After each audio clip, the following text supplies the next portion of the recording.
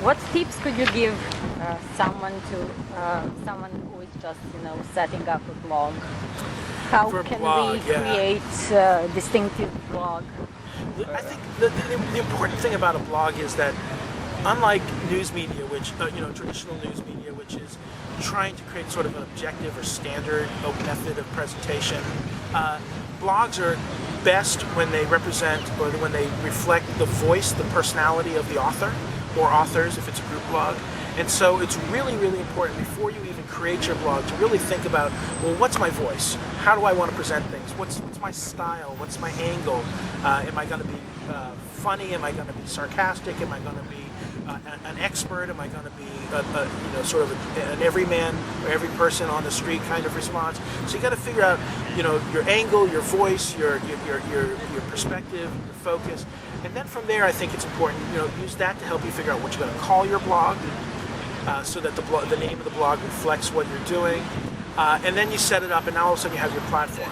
I think it's really important to start producing lots of content so that before you even start to promote it to everyone, you should have several posts already up there. And then there's some tricks to basically get it more to make it better promoted. You want to register it on Technorati, claim it so that when people search the blog, it's got your contact and profile attached to it. You want to go out of your way and do some research on other blogs that are in the same issue space or related, and start to read what they're doing and comment on what they're doing and link to their posts in order to engage, post comments on theirs in order to make yourself a little more visible there. But basically the goal is to start getting yourself into conversations about the issue you care about the topic of your blog, with other people who are writing about the same stuff, so that you share audiences, you become part of a dialogue. And not just on their website where you post comments, but between your blog and their blogs. Those are really important. Also advertising.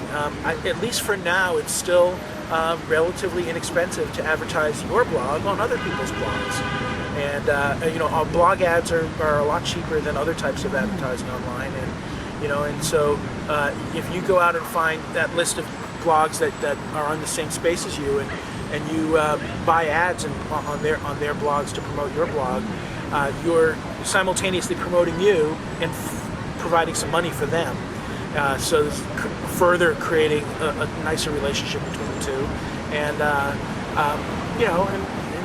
and to the extent that you're advertising your blog on other blogs, but becoming part of the discussion, the conversation back and forth. It's not like you're trying to steal audiences, but rather you're trying to expand the discussion and provide more value to the audience on both sides. And so you share some of the audience, but really what you're doing is providing more value to their audience by making an additional set of content available to them and expanding the number of people talking about it from an informed perspective.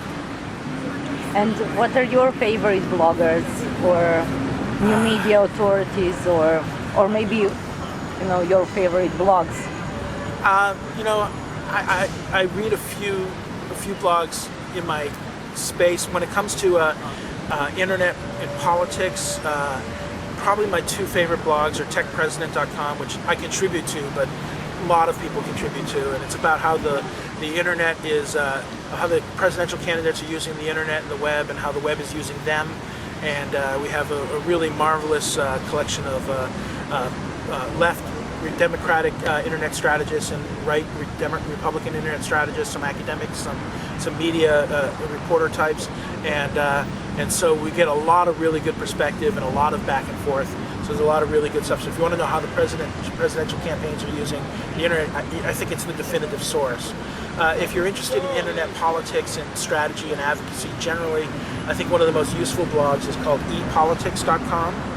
It's being written by Colin Delaney, who's local here in DC, and it is just a great resource for how-to advice on using internet strategy for advocacy and politics, and reviews of tools and just quick hits of what's going on out there. So it's really fantastic.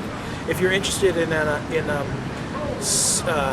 CRM or customer relations management from a marketing perspective, but it does have some implications for politics, I like P. Greenblog.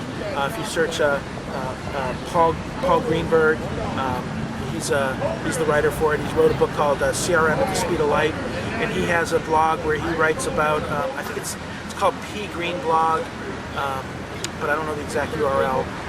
And he just really kind of gets the strategic and human element, the strategic and